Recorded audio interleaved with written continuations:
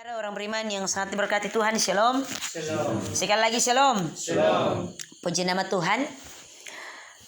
Orang akan buat suatu pekerjaan kalau dia melihat kesempatan atau waktu yang baik. Artinya mau bikin apapun juga, merencanakan apapun juga, orang bilang kau lihat dulu di waktu tepat ke sonde. Di waktu pas atau sonde. Dan tentunya bahwa waktu dipergunakan oleh orang untuk kemudian dapat melakukan aktivitas. Dalam hal ini bahwa kau manajemen waktu. Bikin ini itu semua harus pakai waktu yang tepat. Ada waktu untuk tidur, ada waktu untuk bangun. Ada waktu untuk kerja di kebun, ada waktu untuk beristirahat, ada waktu menanam, ada waktu memanen, dan ada waktu untuk kita melakukan berbagai-bagai hal. Orang akan berpatokan dengan waktu. Karena itu Bapak-Bapak, Saudara orang beriman, tentunya bahwa dalam hal ini Rasul Paulus mengingatkan kepada Timotius, anak rohani yang sangat dikasihinya.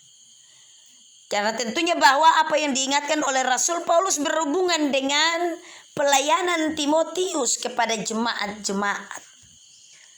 Rasul Paulus mengingatkan Timotius untuk memenuhi panggilan pelayanannya. Sebagai anak rohani tetapi juga sebagai pelayan pekerjaan Kristus. Dalam hal ini bahwa tentunya kalau kita melihat mungkin saja Timotius tidak memiliki waktu yang banyak untuk melayani pekerjaan pelayanan karunia Tuhan dengan berbagai-bagai situasi dan kondisi.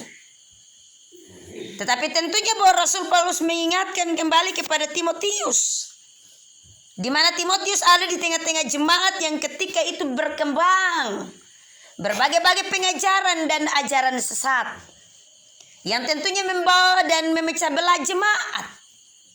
Rasul Paulus mengingatkan, beritakanlah firman. Siap sedia baik atau tidak baik waktunya.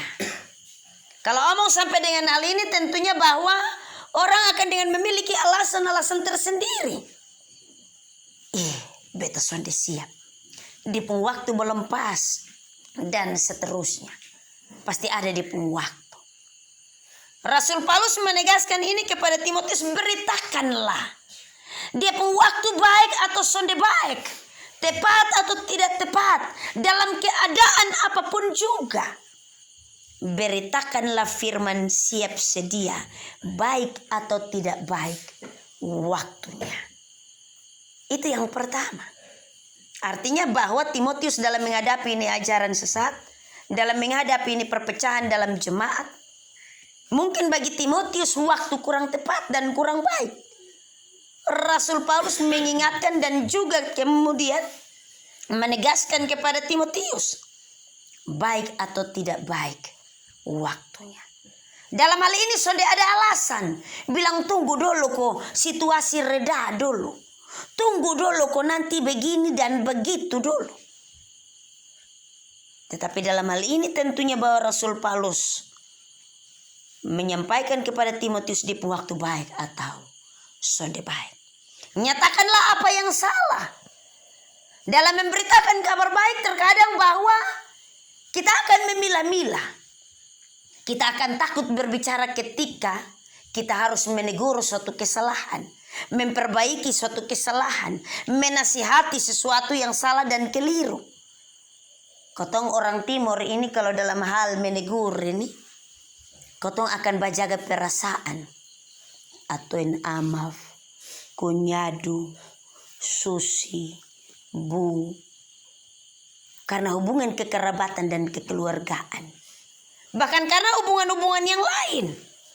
Orang takut untuk menyatakan apa yang salah. Tetapi tentunya bahwa Rasul Paulus menegaskan baik atau sonde baik di waktu kalau firman Tuhan bilang bahwa harus tegur yang salah, tegur saja. Ke firman Tuhan yang bilang begitu. Kenapa harus takut?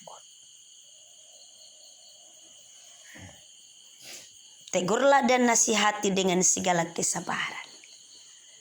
Ini dilanjutkan oleh Rasul Paulus. Bahwa bukan hanya kotong lihat dan begini tunjuk-tunjuk bahwa itu salah, itu salah.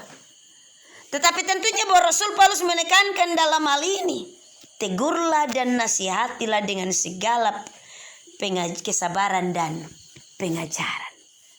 Artinya bahwa roh Allah harus ada di dalam diri kita yang memberitakan kabar baik, yang memberi nasihat dan menegur. Roh kesabaran. Terkadang bahwa kotong memakai kotong pun emosional ketika kotong melayani, ketika kotong memberitakan kabar baik, ketika kotong ada dalam persekutuan berjemaat yang seperti ini. Kita akan mempergunakan kita pun emosional. Tetapi tentunya bahwa Rasul Paulus menasihatkan di sini dalam segala kesabaran. Sabar. Orang bijak bilang sabar untuk subur. Subur itu berarti tanda kemakmuran. Tetapi kalau kotong bangun tensi melulu darah tinggi, kok tensi ini jadi soal. Minta ampun, bangun lari. Dalam segala kesabaran. Tetapi bukan hanya kesabaran. Rasul Paulus menegaskan di sana dalam pengajaran juga. Jangan sampai kotong hanya menasihati, tetapi firman Tuhan tidak menjadi dasar dalam kita. Menegur dan menasihati dalam pengajaran, itu berarti bahwa kita kembali kepada firman Tuhan. Bapak Maba, saudara orang beriman yang sangat diberkati Tuhan, tentunya bahwa ini merupakan tugas dan bagian panggilan pelayanan. Kita disodorkan dengan keadaan yang seperti dialami oleh Timotius. Tetapi tentunya bahwa firman Tuhan ini membawa kita untuk kemudian. Ini menjadi dasar bagi kita di pelayanan tahun 2022. Memberitakan firman baik atau sandi baik di waktu. Mungkin nanti ada sibuk di kebun kurus juga HP subuh bunyi.